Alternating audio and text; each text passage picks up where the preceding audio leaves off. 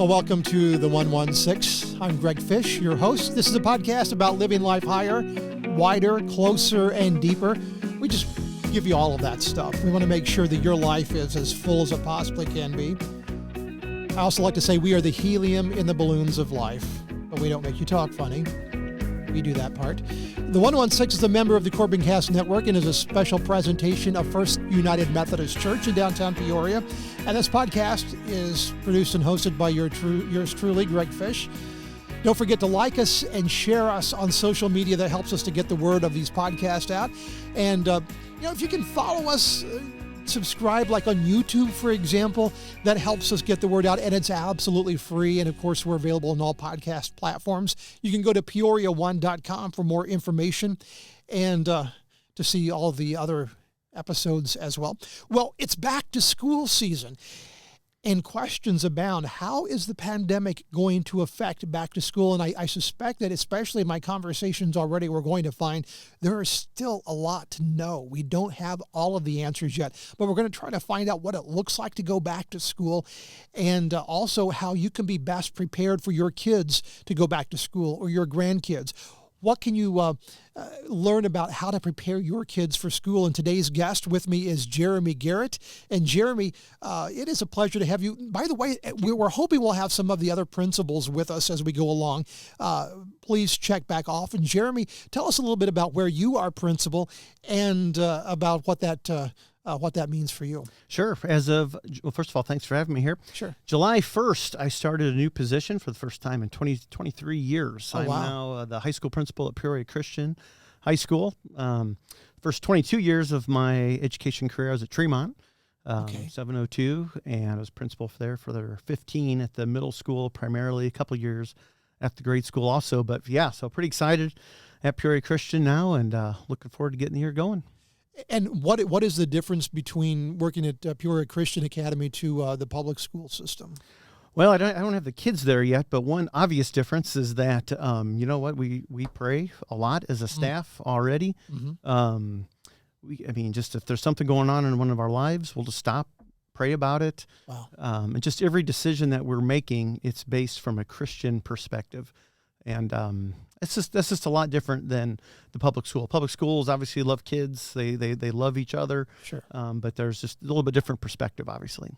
And by the way, Jeremy is also one of the active participants here at Peoria First United Methodist Church in downtown Peoria, where we emanate from. So we're already familiar with Jeremy, and very involved in the I think probably principally missions. Yes, Yeah. yes. So just briefly, how does what you do at the church in missions, does that affect you as a principal? Does that color your work? How does that affect? Oh, definitely. My primary area in the missions team is the check steering team. I'm the chair of that, and I think it was pre-pandemic, maybe 2 or 3 years ago. We actually had a connection from the Czech Republic, and we interacted. And he had 7 of his kids come to my school. Wow. For a couple weeks, and it was just a great interaction. We were able to have them come, and those students were not necessarily Christian students.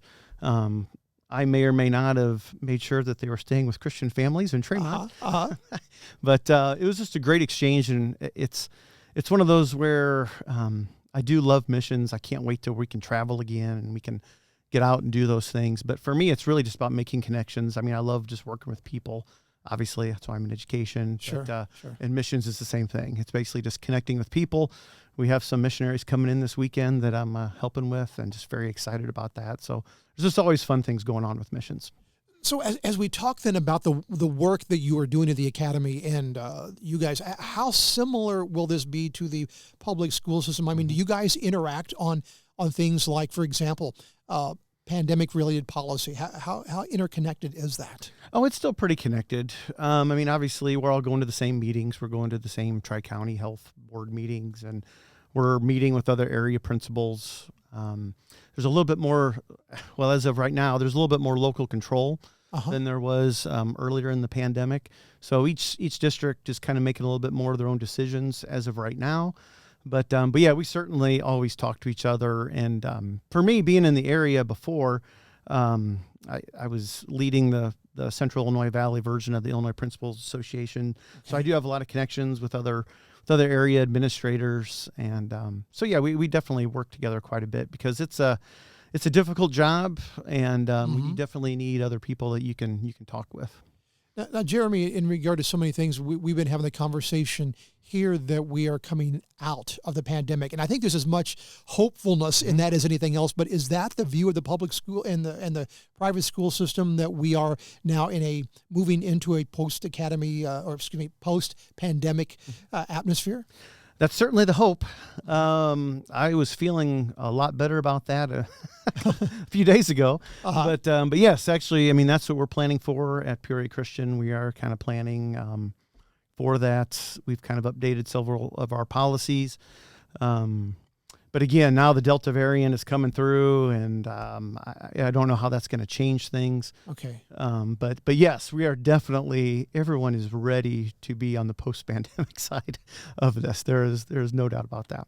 And when you mentioned that you were feeling a few days ago feeling better about this, is the Delta variant what you're referring to there? Yes, it is. The CDC just came out yesterday, and now they're recommending even vaccinated people in some indoor settings wear masks. I don't know how that's going to trickle down through Illinois and through local agencies, but we weren't thinking that even a week ago. We weren't thinking that because those guidelines weren't out there. So it's definitely, like everything with the pandemic, it's a constantly evolving thing. And I will say this: I think people have gotten much better at just accepting that we don't always know the answers, or whatever the answers we have. They could change, because I know we just did a parent email over the weekend kind of updating a bunch of our things, and now, I mean, things potentially could change for us. What is the best resource for parents to go to, for parents who are saying, how can I keep up to date, up to the minute as to what's going on in regards to my kids' education and the pandemic? What resources do you recommend? If you're a parent, you should be on your district's whatever communications they use. Generally speaking, that's still email, websites. I can't think of a school district around that doesn't have a special COVID section now on their website in terms of COVID info. Yeah. But yeah, if you're not getting emails, regular emails, even over the summer, I know superintendents have been emailing their families at least every couple weeks to update them. So I'd say if you're not getting those, go ahead and ask your school about it, or certainly go on the website too. So for now, for the school system at large, both private and public, it looks like we're just planning towards everybody coming back and being present in the buildings. Yes, definitely. That is one thing that they have said, is that remote learning will still be an option if you have a severe medical condition and a doctor's note that shows that. But other than that, they're planning on full remote learning, and I think most people. Did you mean full remote or full on site learning? Full on site. Yeah. So yeah, sorry, full on site. Yeah, for sure. If I said full remote, then boy, no. Fully on site, and looking forward to that, because it's stressful. I mean, it's stressful on teachers, stressful on parents, it's stressful on the kids. When they're trying to do it remote and juggle all these different things. So we're hoping definitely to have a little bit more normalcy here in the fall. Well, and of course, since this podcast emanates from First United Methodist Church, we're very much aware of the ramifications when it comes to doing church stuff. And I have been a pastor in my former life. This has been a time I was really glad not to be a pastor, but I've seen the stress that it puts on our leadership to make these decisions, and you literally cannot please anybody. It seems like, well, yeah, you can, but it's really difficult to please people because there are such strong, polarized opinions on this thing. Are you guys feeling that in administration? Oh, absolutely. I mean, I think it always used to be that as a principal, you're going to have at least 5 or 10% of the people upset with you. Now, during the pandemic, it's if you don't have at least 30 or 40% of the people upset with you, then you're probably doing something wrong. But yeah, it's just one of those where, as administrators, you're just trying to make the best decision that you have with the information given. So far this year, it's been a little different, good and bad. This year, we've had a little bit more autonomy to make our own decisions locally, which I love. But that does put a little more pressure on your board and on your administrators, because it's no longer the state telling you this is what you're going to do. Now you kind of have to with freedom, which is freedom's great, but with freedom, you need to have more thought, you need to have more conversations, and you need to really plan out what you want to do, and knowing that you're not going to please everybody, but your job is to do what you think is absolutely best for the majority of the kids. It kind of amuses me when I hear people who disagree with opinions say, people do your research. And I'm always wondering, what research are you talking about? On the internet? No. And usually it seems to mean, look at the articles that I agree with online, and that's the research. Just out of curiosity, as an educator, as somebody who really values education and thinking really critically about things, is there any form of research a person can do to really learn more about being smart in a COVID environment? Have you found anything? I mean, for us, what we recommend, because I get that question from families, is I always direct them to their family doctor. Okay. I'm like, I'm still just a school administrator. I haven't studied any viral anything like that. So I still refer them to their family doctor first and foremost, because that's the person that, that's what they do. Obviously, as a school, we use the Illinois Department of Public Health. We use the CDC a little bit. But as you said, the polarization, even those organizations, there's a certain percentage of people that are like, well, no, they're not giving you the right information. So it definitely is difficult to get the information that is unbiased, and maybe I don't even know if that's even a thing now. Yeah, exactly. Yeah, it's just so frustrating. So let's kind of transition a little bit now, and let's talk to the parent who may have a child going to school for the first time, especially in kindergarten or first grade. As far as Peoria Christian Academy is concerned, what should the parent expect? What does that look like for a new parent? How do you prepare your child for the first school experience? Sure, boy, and that could be a full range of things, because there's some kids that, man, they are so excited about getting to school that they can't wait. They've been dreaming about school for a long time, and they're excited. Those kids, you know what? They're going to probably transition. They're going to do great. Pay attention to what the school's sending home, all that type of stuff. But really for the kids that are struggling, because some kids, you know what? That is a really, really hard transition to go from whatever you're at before to a half day or most likely full day school. And you know what? Then you just have to work with them as best you can. You have to kind of talk to your kid. You have to try to kind of really understand and kind of validate whatever their feelings are. I think sometimes we're just like, hey, you just have to go to school. Just suck it up and go. And it's like, well, you know what? If a kid is truly scared about school and being apart from family, just try to talk them through that. I'm sure your school, if you would call them and say, hey, can Jimmy come in and tour the school and meet the teacher?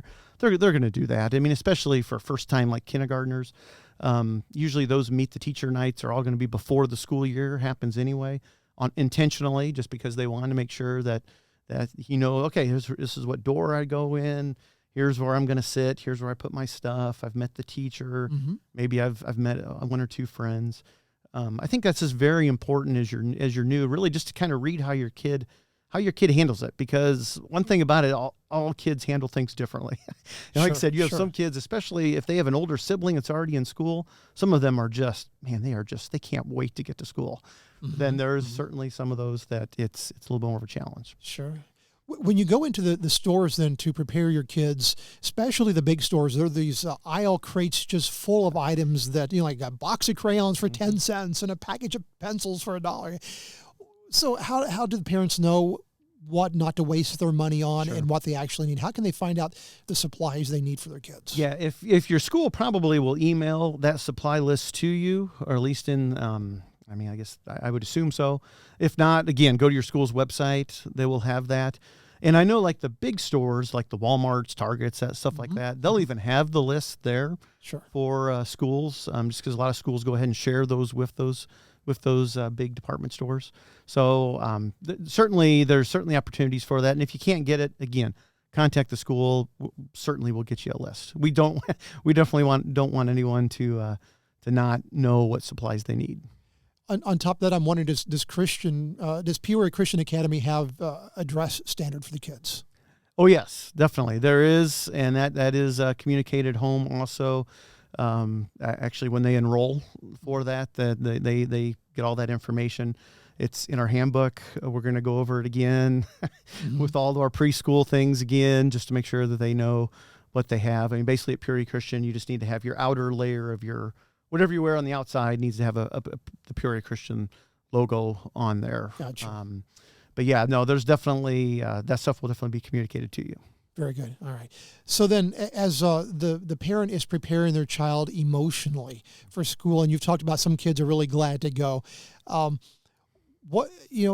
think probably the difficulty is we parents tend to take our own experiences and apply them, whether they are actually relevant to today's school environment or not.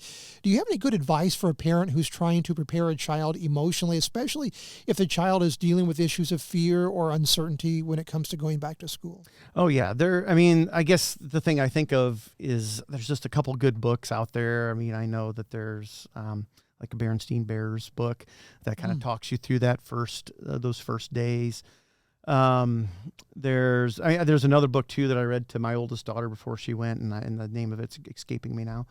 But definitely there's books out there that if you Google, hey, books for preparing your kid for school. Okay. And those kind of help a little bit because it kind of gets them into a character that your kid probably already knows, and it just kind of shows them going through it, and that helps. And I think also if you have like a cousin or a friend or something like that whose kid was maybe a year older and went through it, have them. Sometimes kids are the best resources because, we're parents and we don't always know.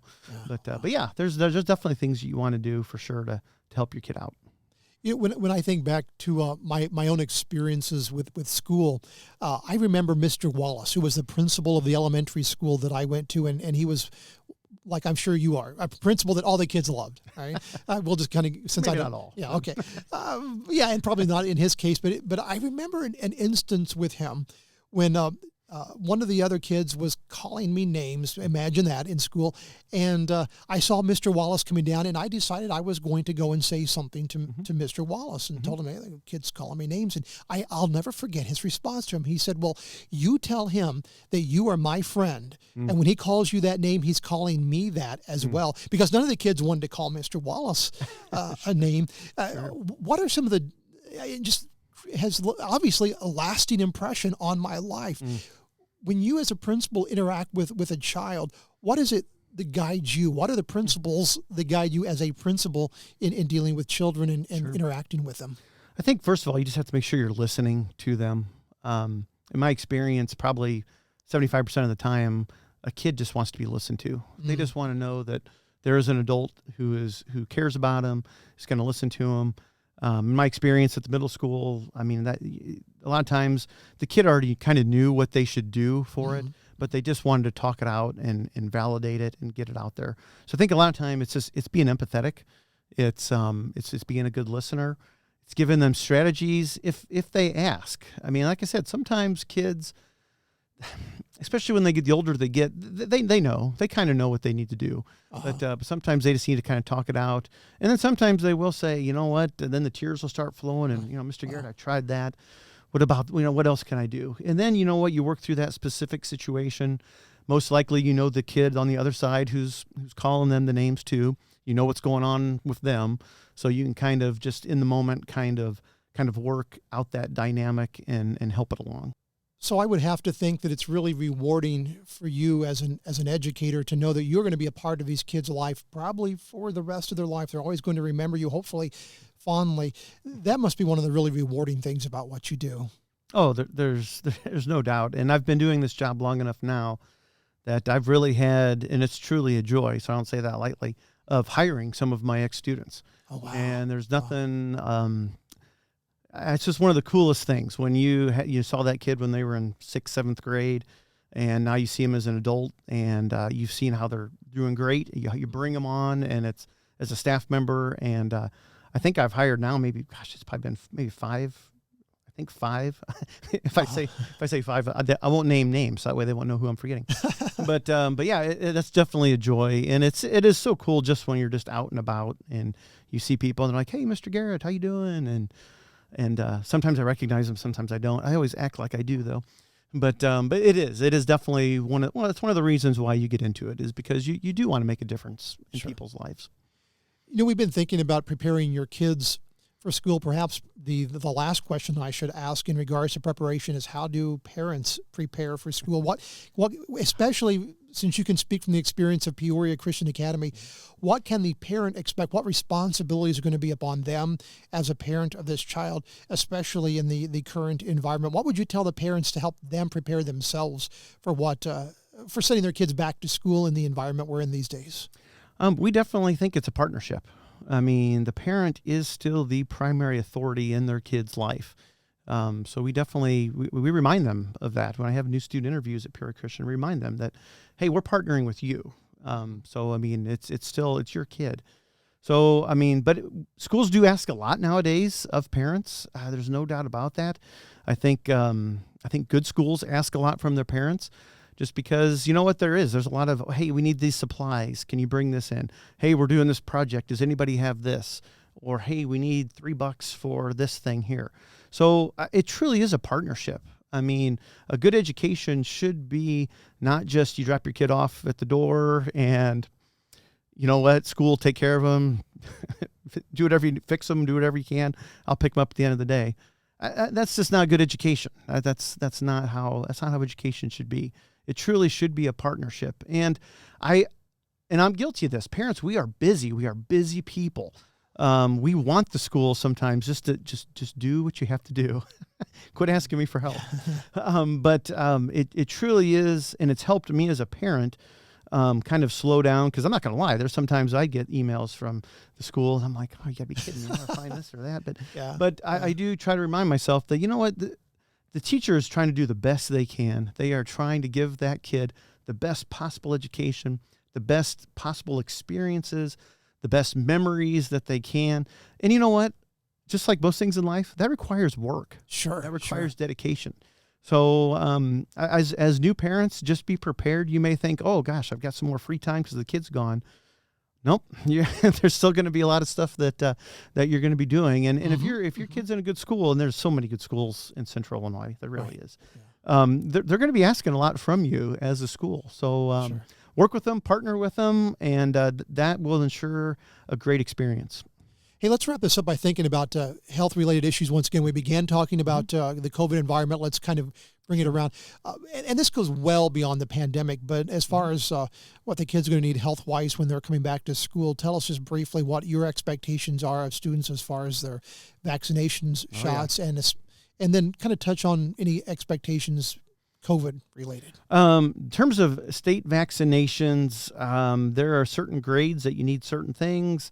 I don't even want to say exactly which ones there are, but there are. So make sure your school most likely communicate that with you, because there is an exclusion date, as I think it's October 15th every year, that you have to have those vaccinations or whatever you need.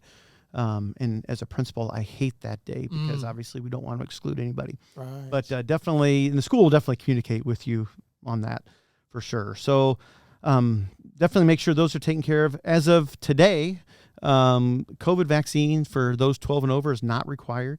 So that is not something that you have to have as a I guess it'd be an upper middle school student or high school student.